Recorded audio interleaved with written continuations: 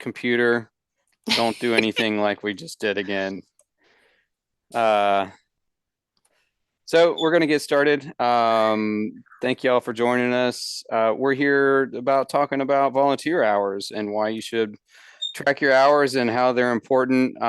We've got Lisa Mueller from Clinch Valley Trail Alliance and Sue Van Burnham from SORBA Orlando joining us today. And they're going to share a little bit about their experiences along with Jen and I about why you should have volunteer hours and what's important with those volunteer hours. So we're going to be covering what hours do you track, why should you track volunteer hours, how to track hours, managing information and records, and then incentivizing hours tracking. So first off, we're going to ask, what are the things that you want to track? And Lisa, I'll start off with you and kind of go over just in general, like anything that you guys track as far as volunteer time. Right. So obviously, it's not just trail work there. But anytime folks are out, outside of a organized trail work day, if someone decides they're going to go out and, do some summertime lopping or, weed eating on a trail or whatever, those are hours that we want to track. And then any time spent working any of our events. So we want to track those hours as well to see how much time and energy is being devoted there, as well as the group rides.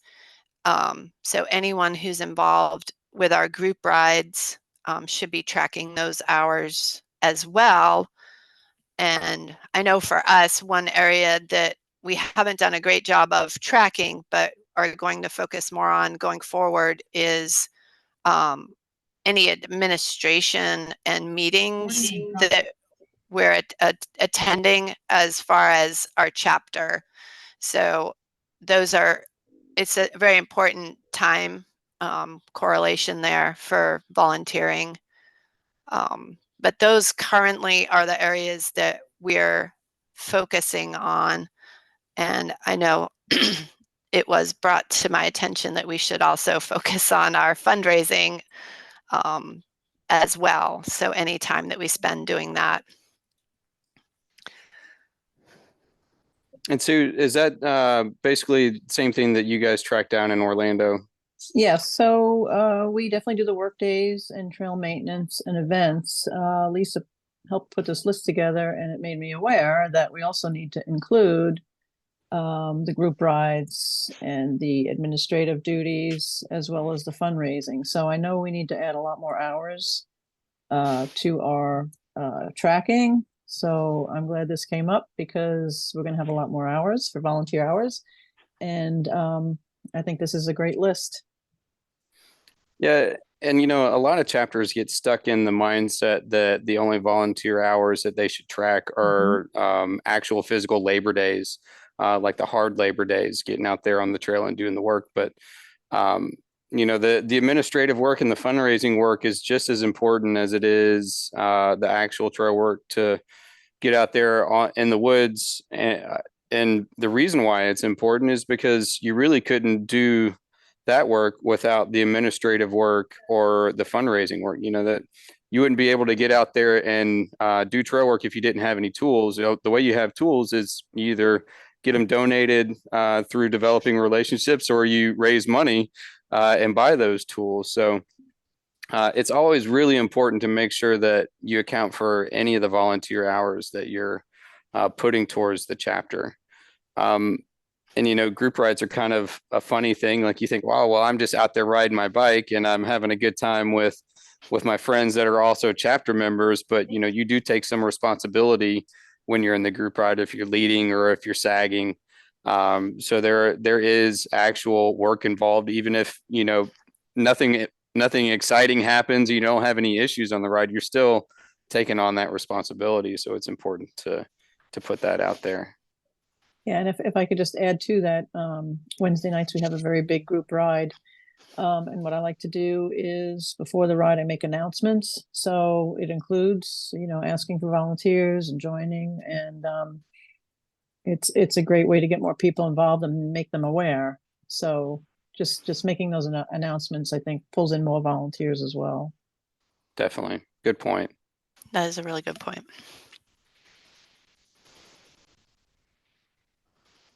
So the next question is, why should you track your hours? The hours all do add up to help further your mission.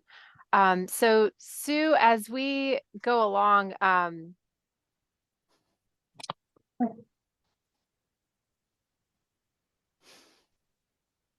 Uh-oh. Jen froze lost now. It's it's an endemic.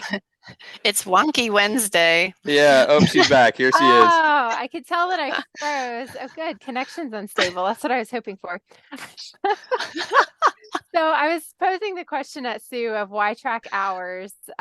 What have been some of your chapter's reasons for tracking hours? Well, one is for the city of Orlando with our Orlando Mountain Bike Park. We have something called Green Up. It's called Green Up Orlando. And we let them know the hours that we're volunteering, and it helps put it towards that Green Up Orlando, which is the City Beautiful. And it helps to promote volunteer efforts and partnerships in the city. And then the other trail we have is the Shingle Creek Trail, which is sort of like Kissimmee. And just getting the South Florida Water Management District to realize what we're doing out there.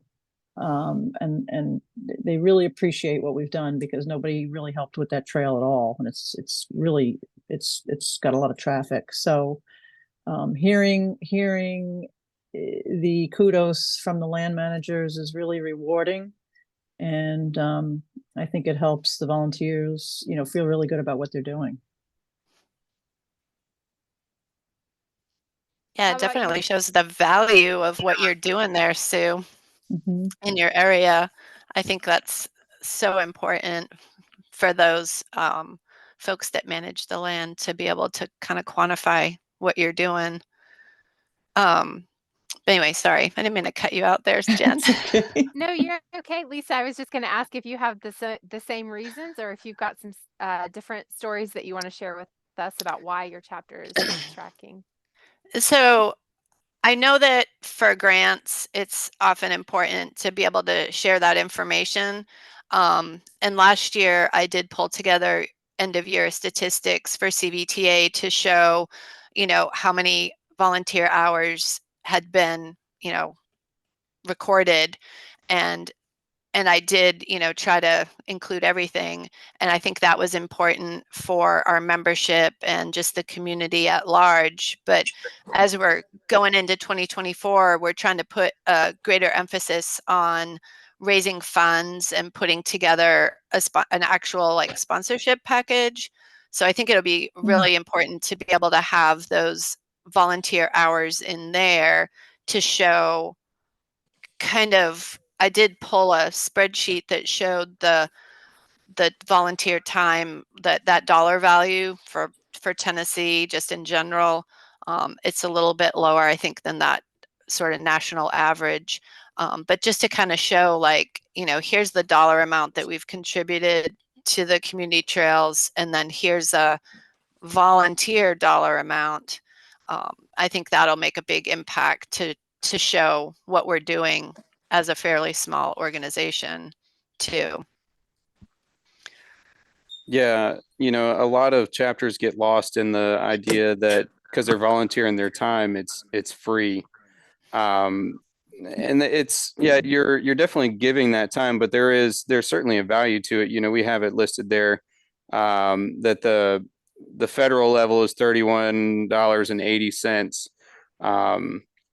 Each state is different, and it kind of depends on how you're tracking it. So if you're doing, work on Forest Service property, you're going to rely on that federal dollar, or if you're using a federal grant, you're going to rely on the federal conversion. But if you're working in a state park or a local park, using what your state's volunteer rate is, and each state's going to be a little bit different, but you can find that information. I think it's on your Secretary of State page, but a simple Google of volunteer time value in insert state will pull it up. Mhm.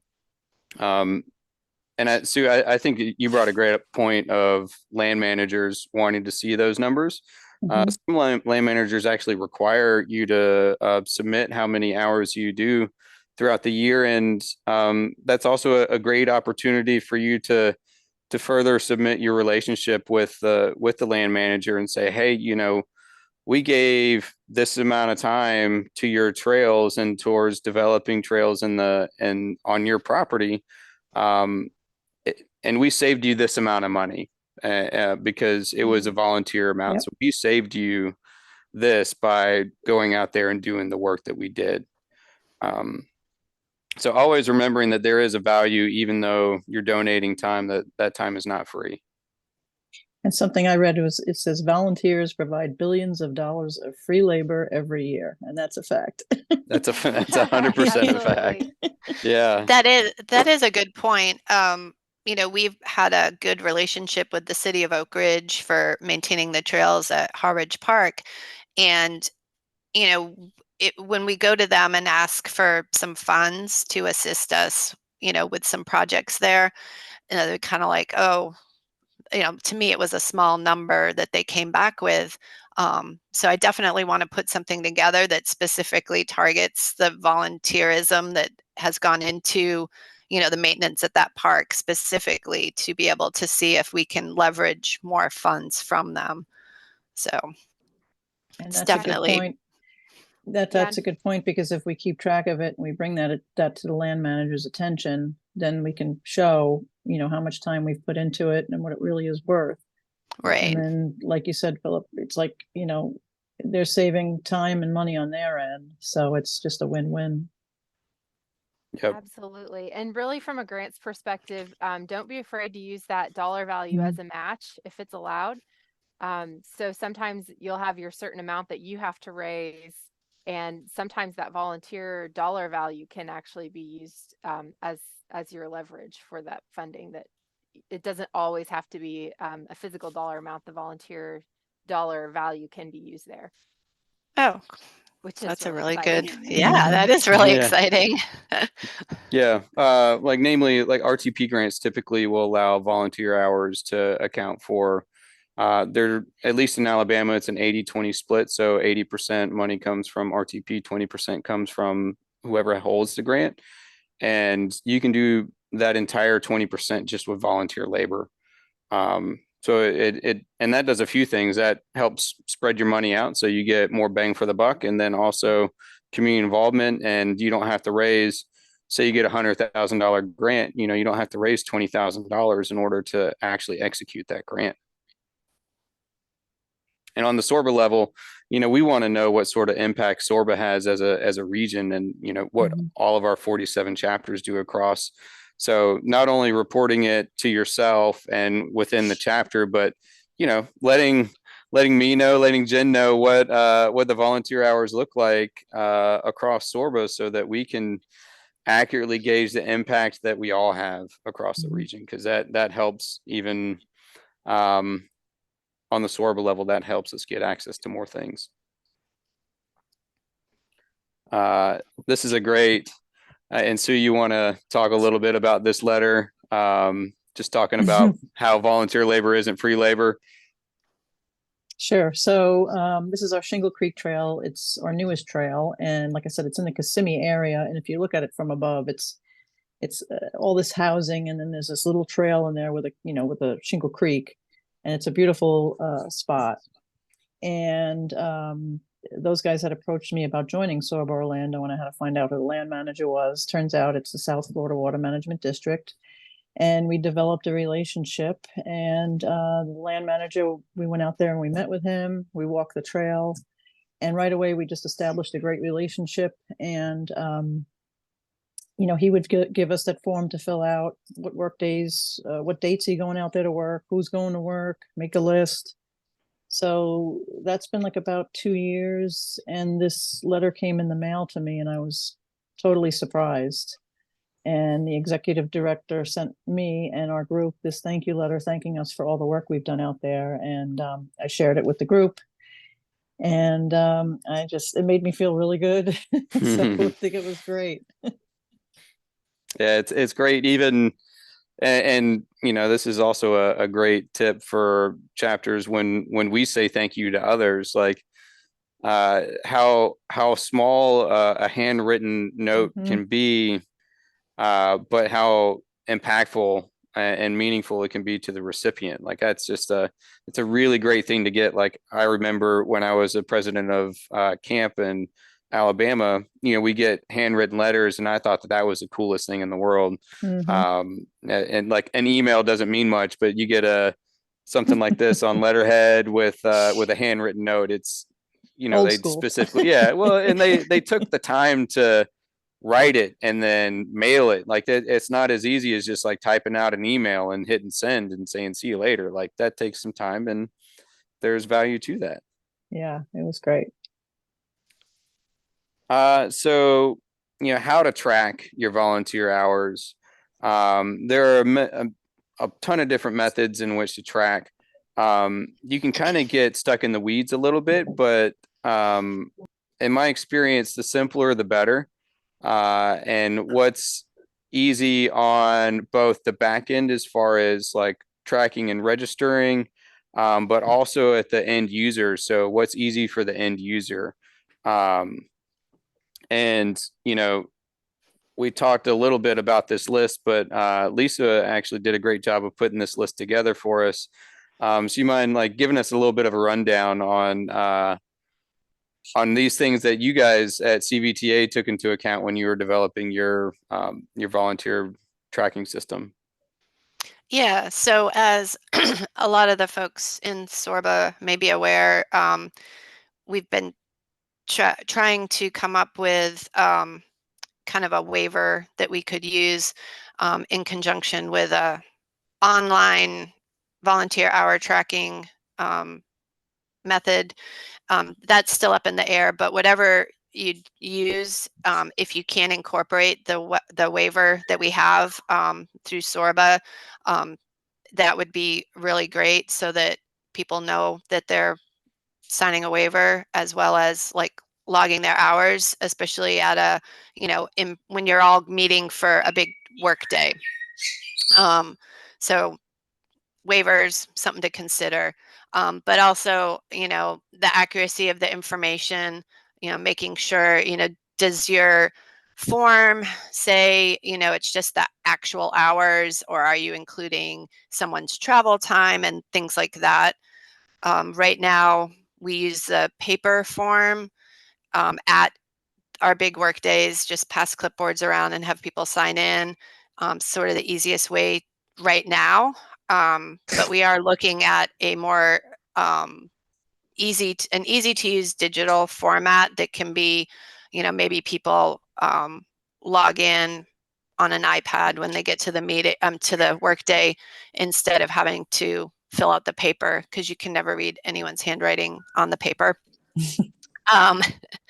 But I did implement at the beginning of 2023 a Google form that folks can gain access to from our website or on our social media, on our Instagram. There's a link on there, and it's just pretty easy. You know, your name, where you did the work, how many hours, anything else we might need to know. It's pretty easy for most people to use. And then we have some folks who are older and less tech savvy that go out and do trail maintenance, and they can send an email to me or to someone on the trail committee, and we can easily go in and enter the hours for them. So it's not too cumbersome. So making it something that folks can, you know, self-manage, you know, if they want to save the link somewhere on their phone and easily get to it, rather than having to go to the website. And then an easy way to like kind of run a report from it. So the Google Forms is super easy, because you can just, you know, click on spreadsheet, or maybe it says report even, I don't know. I'm just so used to using it. And, create a spreadsheet so you can then tally up all the hours. One thing that Philip had mentioned with regard to the Google Forms that I don't have on there, and I'm going to add for next year, is kind of like you can add little drop-down menus, so you can make it really easy for someone to report where they did the trail work. If you have different trail systems or not a lot of trail names, you could put those in there too, make it really easy for folks. Yeah, and that also makes it easier for you when you go and do a report, if you want to break down things like a specific location where you worked, or if you just want to count your admin hours or the hours that you dedicated to fundraising. It makes it a whole lot easier. And Sue, y'all were looking at another system, which was Clockify, right? Yeah, so I just was searching for software or an app that would be easy to track hours, and I did find Clockify, and it seems to be free and it seems to be easy, and you can create a team, you can create different work schedules and events, and you can create weekly reports, monthly reports, any way you want to do reporting. And my idea was, if people can get on Strava and record a ride every day, hopefully they could get on an app like Clockify and track their volunteer workday or event. And then at the end, if they put themselves on my team, I can get that in my weekly report or my monthly report. And it seems to be very easy. So I'm going to look into it a little bit more, but it looks really good. Yeah. And I've used and set up, I have an example here, just again with when I was president of camp, we set up a Google form, which was pretty simple to do, and seemed relatively efficient. If you use Trailforks, you can also use Trailforks Yep. for, trail reports and having any trail issues, but then also log your volunteer hours. It's a little bit more challenging to figure out how to do that. And if they're not super tech savvy, that would be a bit of a challenge. And then also, if you don't necessarily have a trail issue logged into Trailforks, it also is a little bit more difficult to add volunteer time. In my opinion, the simplest way is the Google form, because it creates a spreadsheet for you. And most people know how to enter that. And then Jen, you want to lead us into this section? Sure. So for storing, let's talk a little bit about where to keep these records, maybe how long to keep them, just the logistics of that. I know that that's probably a big challenge for a lot of chapters. So Lisa, do you want to go first, telling us how you store and what the best way you found to do that? Yeah, I could have sent you a similar photo to use in the presentation. I think every chapter has this situation. Yeah. I just moved to Knoxville, and I moved like 7 or 8 file boxes full of just paperwork, and I'm like, this is stupid. Like, why? I don't want this. It is, and it is kind of stupid, which a little bit of that was what got me looking at the Google Forms to begin with. But because it's been traditional to have folks, sign in on a work day on the paper sheet, we have plenty of those, and I have been just organizing them by date and putting them in a folder. But I am going to take advantage of the fact that I can scan them and put them online in our Google Drive to get rid of some of the paper. But so easy enough, Google form, no paper. The paper files can be stored digitally, and if we do use, some of our folks do use trail forks, especially those that are kind of on our trail crew. And if they're going out to, take care of an issue that was reported on there, so that stays on there. And, something like Sue was talking about, the Clockify, that's digital too. So I think in any way that we can get rid of the actual paper at some point. But I wasn't sure how long we should keep the documents either. So that was a question that I had when we were talking about this topic. So I think, Philip, you said like 6 years is a good idea of how long to hold on to the paperwork. Yeah, and it can vary a little bit from state to state, but in general, I'd say 6 years is a good time frame in which you should hold on to it. Long enough, I guess. Yeah, long enough to collect us and forget that you actually had it there. And hopefully, well, and so that also poses a challenge. Most chapters have terms that are 2 years. So if you're talking about storing paper documents for 6 years, that could be 3 different presidents' terms, which I don't know about you guys, but passing files from one to another doesn't always work all that well. And so digital can also help you with that redundancy of making sure that if it's all stored, on the Google Drive, on the SORBA Google Drive, we have access to it on the SORBA end, and then we can also make sure that your chapter has access to it in perpetuity. And that's actually a really good point. And right before you said that, that's kind of where my brain went, is like, we have our own CBTA, Google Drive, where we store our day-to-day things, but anything that we want to make sure that like anybody would have access to, getting it onto our SORBA Google Drive is definitely the way to go. So yeah, definitely scan your paper.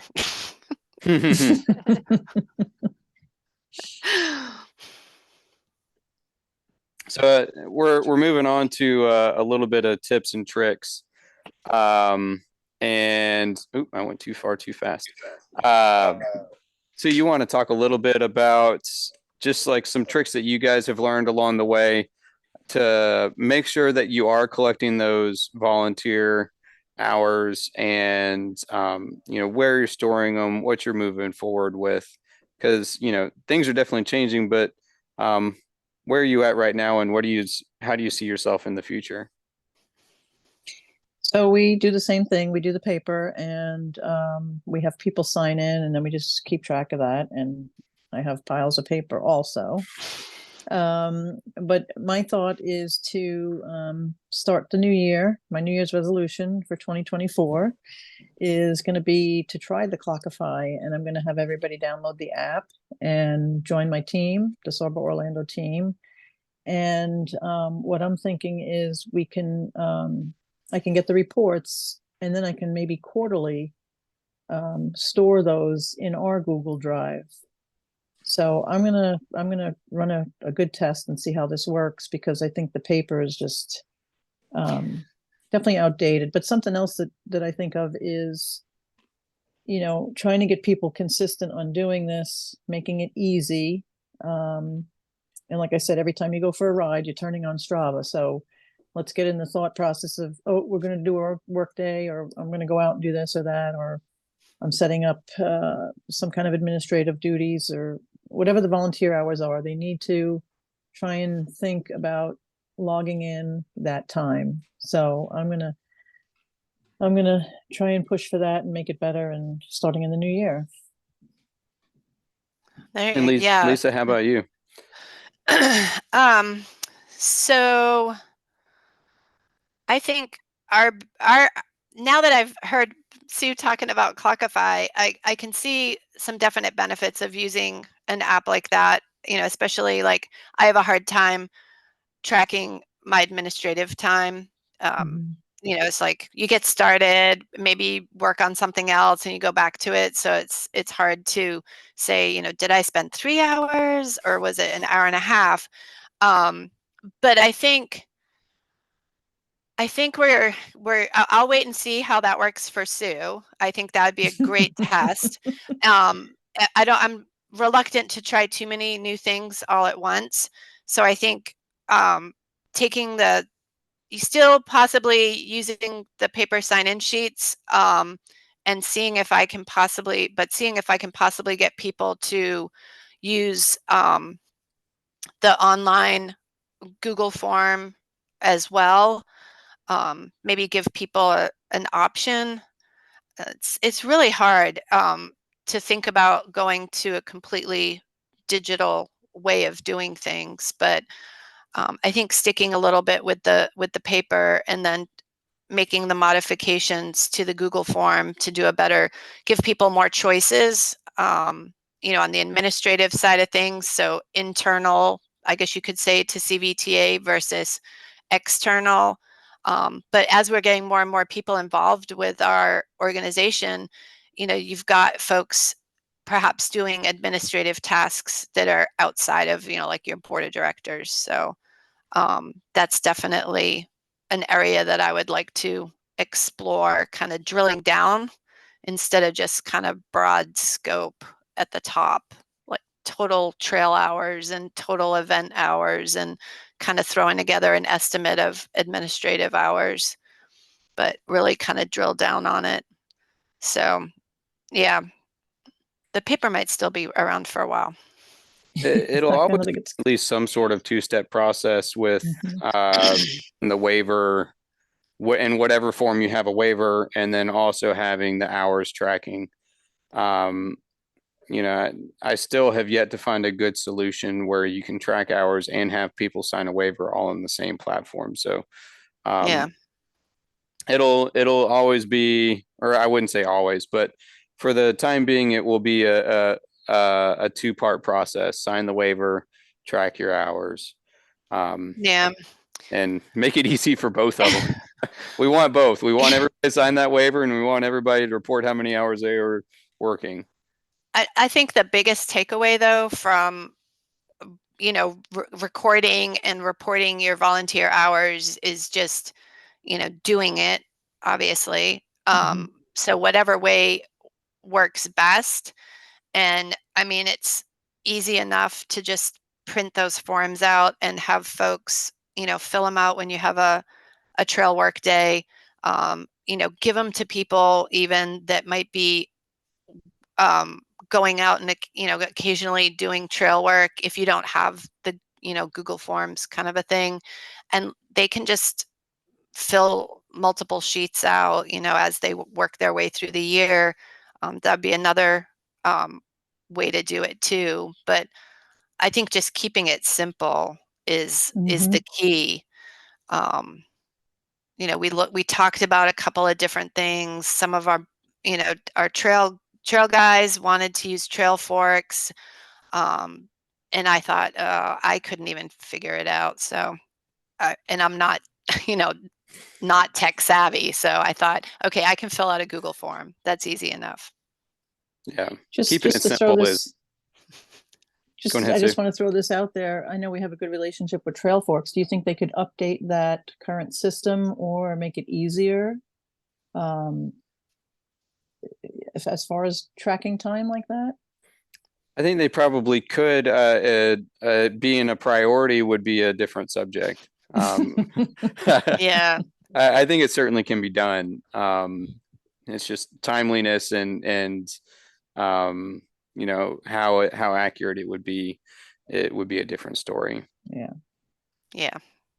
But keeping it simple is, I think, the biggest tip that I have is just make it simple, make it easy to do so that your volunteers will want to do it. There you go. You just hit the nail on the head. The more cumbersome it is, the less likely you're going to get people to buy in on it and participate in it. Yeah, definitely.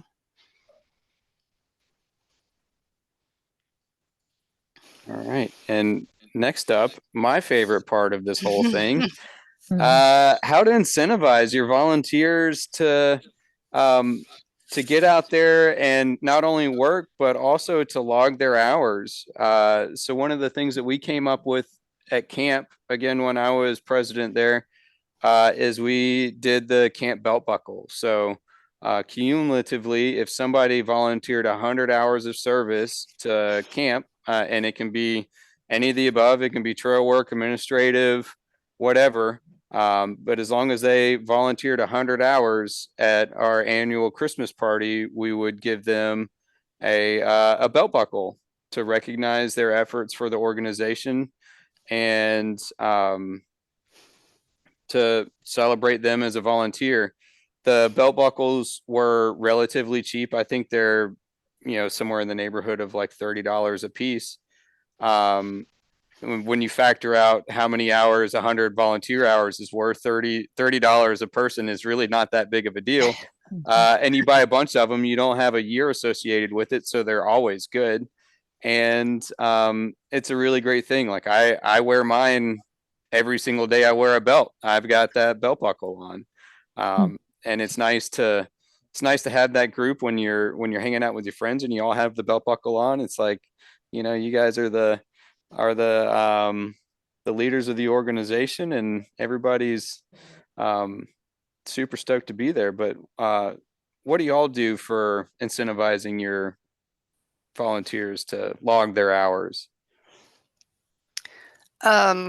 Well, as far as for CVTA, this was kind of the first year that we put an emphasis on, incentivizing some people to maybe go above and beyond what they might normally do.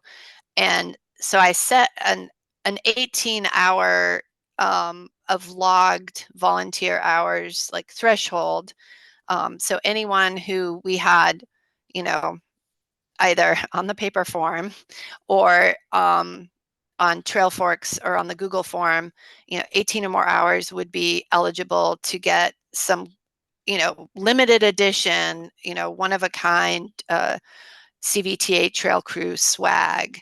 And, some people are obviously going to have more hours. So once I have the opportunity to, at the end of this month, I'll be able to tally up all the hours and see kind of where it all stacks out. I didn't say, you're going to get X if for 18 hours versus, somebody who might have, there could be somebody out there that has 100 hours. I don't know, just in the 1 year. So, kind of that was not a specific way. I think your idea of the belt buckle, is more specific as far as like it's 100 hours that you have to accumulate. So there is like a goal there. So I think ideally that belt buckle 100 hours, some sort of specific hours would work better. I'm hoping that once I see how many hours I have, I can kind of shake it out and see, like I'll have people at like 25, 50 or more hours for the year. So hopefully it'll be successful. So for us Sue, how at about you? SORBA, for SORBA Orlando, my idea is to always keep the local bike shops involved. And, they give us swag and they get involved with stuff like this, and the vendors. So we have a good story about one of our volunteers. He puts in a lot of time. And Smith, we have a rep named Tyler who gave us a Smith helmet. And my idea was, well, let's give this to Ed, who goes above and beyond, and surprise him. Because when he saw the helmet, he was like, wow, that's a really nice helmet. I like that. And I was like, you know what? I think he deserves it. So we presented him with the helmet, and he still talks about it. So we sent a picture to Tyler and thanked him and Smith. And Ed was really happy, and went over really well. So stuff like that really makes a difference. That is a good point too, to get other entities in your community, whether it is bike shops, maybe you can get, some gift cards from bike shops or some items to reward your volunteers. I think it's not expected from folks when they show up to volunteer. I don't think anyone ever expects that they're going to get anything more than the, you know, pizza and, you know, cold beverages that they're rewarded with after our work days. But I think it will be appreciated. You know, and especially those folks, like you said, that go above and beyond and outside of what you would even expect someone who's really involved with, you know, your chapter to do. So yeah. And then, well, like I've given out socks and t-shirts, and then, you know, what that does is people wear it, and then it makes more people aware of, hey, what's that SORBA Orlando? What is that? So it brings more awareness to the group, and people love getting a free pair of socks at the end of a workday. It goes a long way. So that is a good time to give them some fresh socks, I suppose. Yeah. and we have like 7 or 8 local bike shops. So support your local bike shop, and they support us, and it's just works really well. So many good ideas. And it goes back to that, you know, that personal letter that Sue got from the land manager, you know, like it feels good to be recognized, and it feels good to have somebody take the time to recognize whatever you're doing. So I think that that's something that as a chapter leader, we got to keep in mind is, you know, understand that it feels good for you to get recognized. And conversely, you should recognize the people that help support you and support the organization, and give them the proper recognition that they deserve. definitely.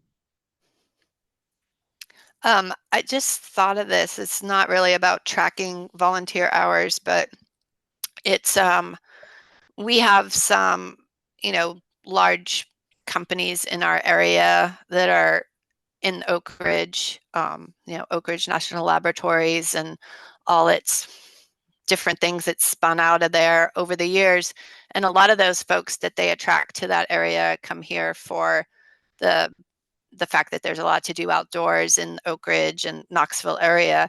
And I think, you know, those organizations, and I know some of the folks on our board work for some of those entities, and they often have volunteer opportunities presented to them, or they're always looking for like a, you know, corporate volunteer work opportunity.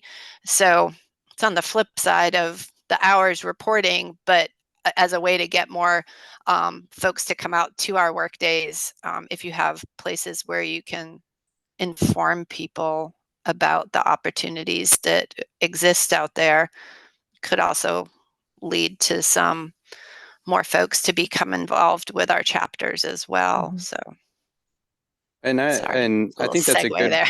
no, I think that's a good point, because you know the people, those corporate events, they may not be members of your organization, but they're still operating underneath your chapter, and they still count towards your volunteer hours. So you want to collect those hours as well, even if they're not technically members of your chapter. You want to make sure, because you're organizing that work day, you're putting it together, and you're giving them the opportunity to get out there and donate their time. So yeah, that's definitely a good point to bring up. Yeah. So with that, we can open it up to questions. If anybody has any questions for Sue, Lisa, myself, Jen, you know, just for everybody listening in, we're here to open it up and see if we can start some dialogue.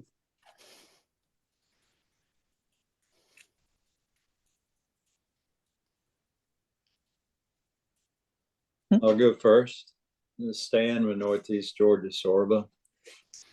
So Philip, what do you think about if we could, is there a way we could come up with one liability waiver for the whole SORBA organization and operate kind of like Forest Service does? So what they do is they have what is called, you know, JHAs or job hazard analysis. So they in their organization, they review different activities and the risk associated with them, like bee stings and stepping in holes in the forest, stuff like that, different things, depending on what activity you're doing. So if we had one for trail maintenance, and then you sign that once a year. So you give that document to a volunteer, we do it at tailgate session, safety talk, and give them an opportunity to review it. Whether they look at it or not, it's up to them, but they have that opportunity. And then they sign a signature line saying that they've read this material and they understand it. And we just collect that once a year. And then each work party we have a sign up sheet so we know who's there. But everyone that comes, they don't have to sign a waiver every time to the Forest Service on their side of it if they have signed that one for the year. And as long as the activity remains the same. So I don't know if that would speed up sign in necessarily or not, but how do chapters manage that? Does everybody go through a liability waiver on every single work party, or what? So you can do a waiver for the year. So you can do one waiver that will be good for the entire year and operate similarly. We do have a canned waiver on the SORBA level, but there are some differences from state to state as far as what a waiver would require. So we can't provide just like the one, we can provide a basic one. But yeah, Stan, I would definitely move to having them sign one waiver per year. I like the JHA comparison because I think that makes a lot of sense. Because you're listing out the potential hazards that they may see so that not only are they signing a waiver, but they're also aware of what potential hazards could be there on the workday. It might strengthen our position in a liability case. If they have a signature where they said they reviewed this, where they did or not, we don't have control over that, but they had the opportunity. And so I like that too. We may move to that next year. We haven't done that in the past. But okay. And that'd be a good question to raise to the insurance company to see what their thoughts were on. They've already told us that a year waiver is absolutely fine with signing a waiver once. But if it were to specifically delineate out what sort of potential hazards there would be, the only thing that would make me slightly apprehensive is if there was something that wasn't listed.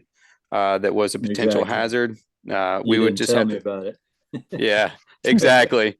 We'd have to be very specific and make sure that we dotted all of our T's and crossed all of our I's if we did it that way. Well, you just say, you could come up with, these are the known hazards that you will be facing, and each location has its own unique, hazards that may not be identified in those that we covered. Yep. Or something like that. But anyway. That's a great conversation to have with the insurance company to see how we could better that. I like that idea. Thank you, Stan. All right, thank you.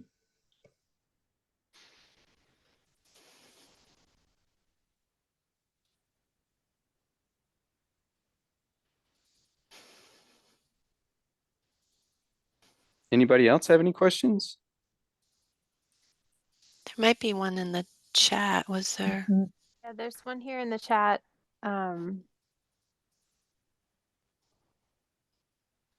Todd. Sorry, my mic is not working. New to SORBA, Midlands, SORBA, and Central South Carolina. Going to be the new secretary for the region, listening to see what's going on regarding the volunteer tracking. Apparently, there's a new piece of software that IMBA is looking at using. Are you aware of that, Philip? Yeah, he's talking about Golden Volunteer. IMBA's had a partnership with Golden Volunteer for a number of years. I think it's a good program. It's a challenge to try to get anybody to use it.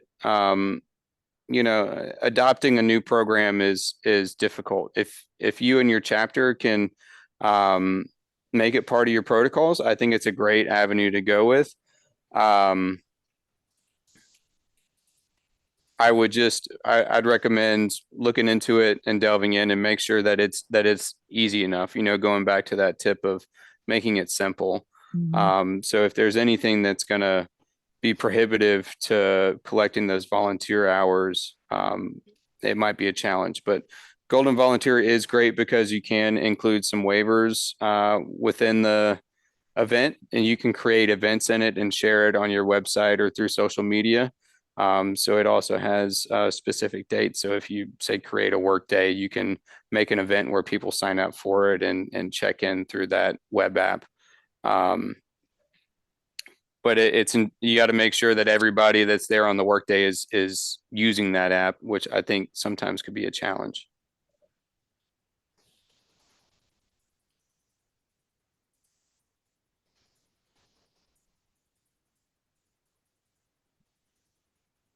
Thanks for the question, Todd. I think that was a good question. We should have. I had a picture of Golden Volunteer in there in the presentation, but totally glazed over it.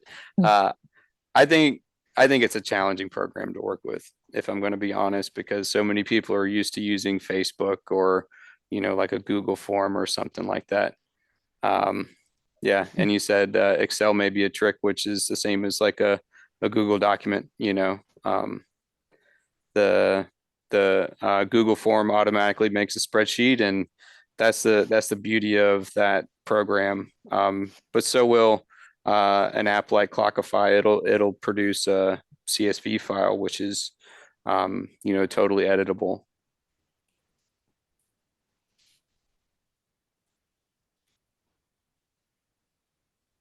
Anybody else with any questions? Well, great. Thank you all so much for joining us, Lisa, Sue. Thank you all for your time and helping put this together. We really appreciate your insight. So thank you all very much. Yeah, Thank thanks you. for having us. Yeah. Thank you. And as a reminder, this was recorded, so we are going to have it posted on the SORBA website, so people can view it later on. But till then, thank you all very much, and we'll see you next time. Thank Thank you. you. Thanks, everyone.